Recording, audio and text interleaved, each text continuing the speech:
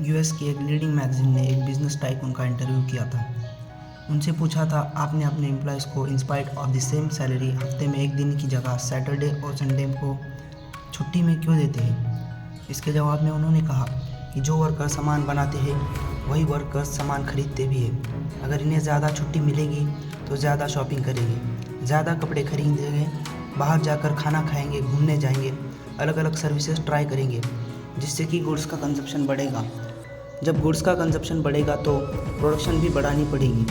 जब प्रोडक्शन बढ़ेगा तो हमारा प्रॉफिट भी बढ़ेगा और इनका काम बढ़ेगा। फिर ये वर्कर ज़िंदगी भर इस काम के चक्कर में फंसे रह जाएंगे या ज़िंदगी भर हमारी नौकरी करेंगे।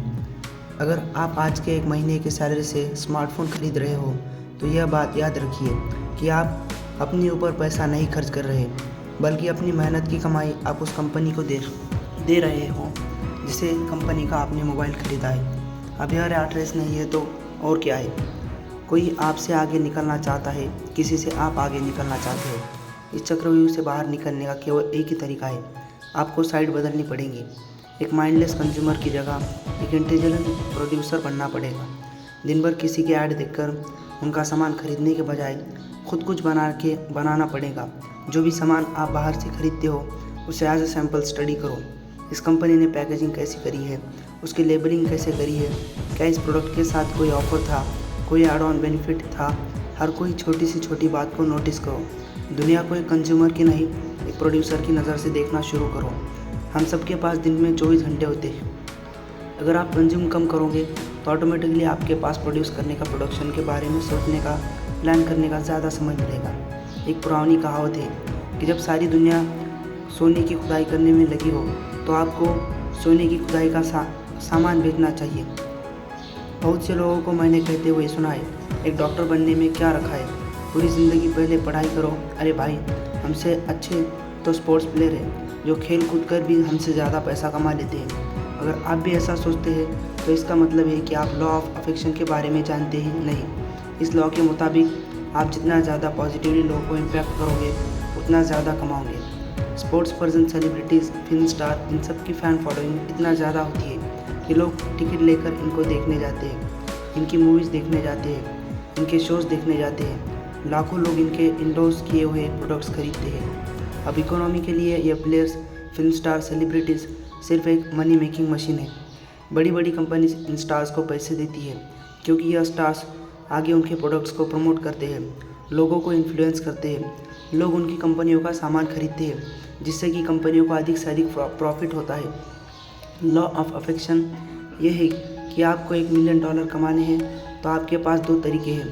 Affect a lot of people, जिसे स्केल कहते हैं। दूसरा है अफेक्ट पीपल अ लॉट, जिसे मैग्नीट्यूड कहते हैं। इसे कुछ ऐसे समझते हैं, या तो आप बहुत से लोगों को अफेक्ट करो जिसे स्केल कहते हैं, या फिर आप लोगों को बहुत सारा अफेक्ट करो जिसे मैग्नीट्यूड कहते हैं।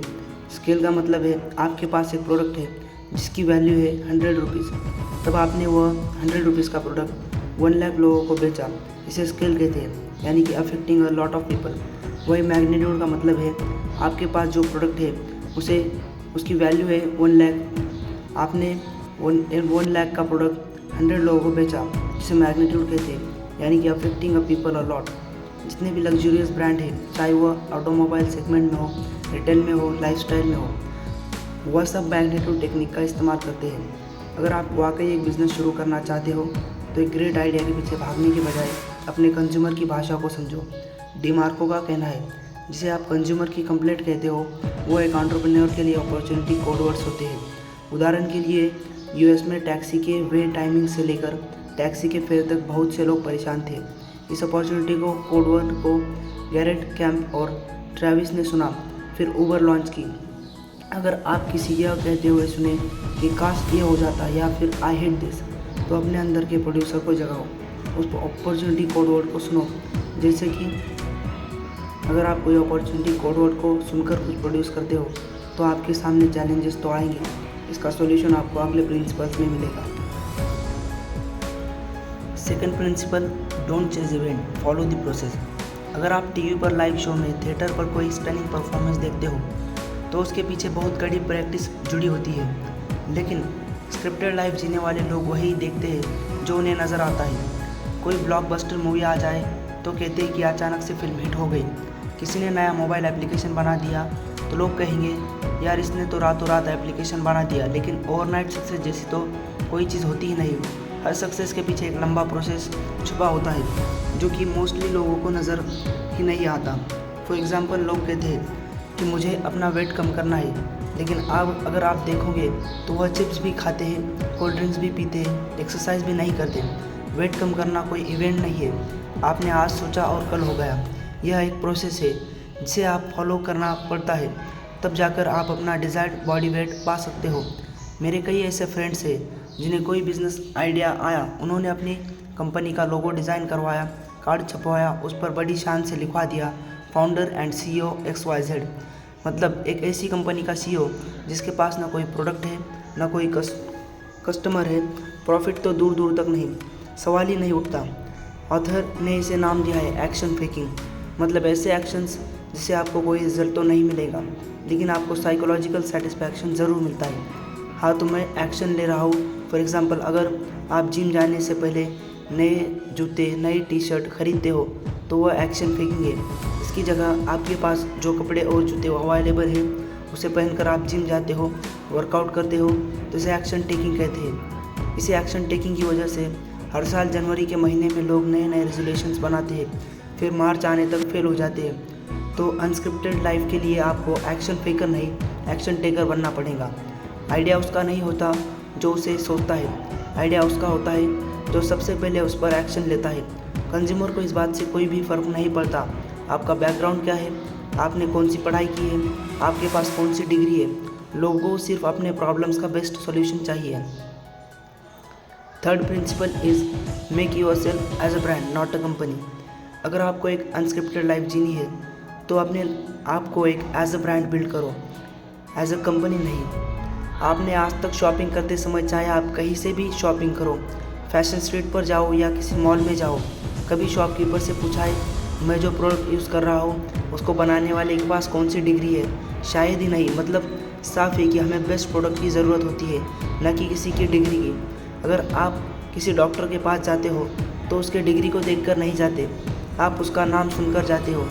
तो अपनी कंपनी को सिर्फ एक कंपनी मत बनाओ, उसे एक ऐसा ब्रांड बनाओ जिससे न सिर्फ लोग पहचाने बल्कि उस पर ट्रस्ट कर सके। लोग सामने से आकर आपसे कहे कि मुझे आपकी कंपनी का प्रोडक्ट चाहिए, मुझे इस कंपनी के साथ बिजनेस करना है। ऐसा तभी पॉसिबल है जब आप मार्केट के किसी एक स्पेसिफिक सेगमेंट को टारगेट करो। चलिए एक बात बताइए, क्या आपने कभी फरारी या बुगाटी का टीवी ऐड देखा? हो ही नहीं सकता, क्योंकि वह टीवी पर अपने ऐड ही नहीं देते।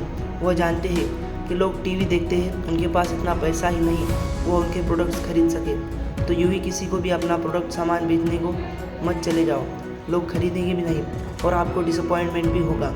एक कंपनी को ब्रांड बनाने में सिर्फ लोगों की बिजनेस कार्ड और अच्छी वेबसाइट की ज़रूरत नहीं होती। एक ब्रांड बनाने के लिए आपको कॉन्स्टेंटली काम करना पड़ता है, एक रेपुटेशन अर्न करनी पड़ती है। Fourth principle is graduation is not the end of your education. कितने सारे लोग ऐसे होते हैं जो एक बार पढ़ाई ख़त्म कर देने के बाद कभी भी वो किताब खोलकर नहीं देखते, लेकिन वास्तविकता यह कि ग्रेजुएशन के बाद ही हमारी असली लाइफ शुरू होती है, क्योंकि यही वो टाइम है जब आप अपनी थ्योरेटिकल नॉलेज को अपनी प्रैक्टिकल लाइफ में अप्लाई करते हो। लाइफ में आगे बढ़ने का तरीका आप कुछ ना कुछ नया सीखते रहो।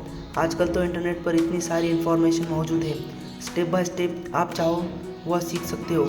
अगर आप इस पॉइंट पर कंफ्यूज होते हो तो मैं आपने अपने लिए कौन सी किताब पढूं, कौन सी किताब सिलेक्ट करूं, तब मेरे विचार से अगर आप एक स्टूडेंट हो और इन्वेस्टमेंट पर बुक पढ़ने से पहले आपको सेल्फ डेवलपमेंट की बुक पढ़नी चाहिए, अपने आप को प्रूफ करना चाहिए। याद रखना, graduation is not the end of your education. तो यह है तो वो 4 प्रिंसिपल जो हमने सीखे एम.जे. डिमार्को की अनस्क्रिप्टेड से। आज से हम इन पॉइंट्स को जानें और उसको अप्लाई करें। कंज्यूमरिज्म के चक्रव्यूह से बचने के लिए आपको साइड चेंज करनी पड़ेगी, एक प्रोड्यूसर बनना पड़ेगा, क्योंकि लोग एक हीरो को पहचानते हैं, ऑडियंस को नहीं। डायरेक्टली कहीं पहुंचने के बारे में सोचकर टाइम वेस्ट करने से, स्ट्रेस होने से बेहतर है आप एक प्रोसेस को फॉलो करो, फिर स्टेप बाय स्टेप चलो। अपने प्रोडक्ट और सर्विस को सिर्फ एक कंपनी नहीं बल्कि एक ब्रांड बनाने पर फोकस करो। आपका ग्रेजुएशन आपकी पढ़ाई का अंत नहीं बल्कि शुरुआत है।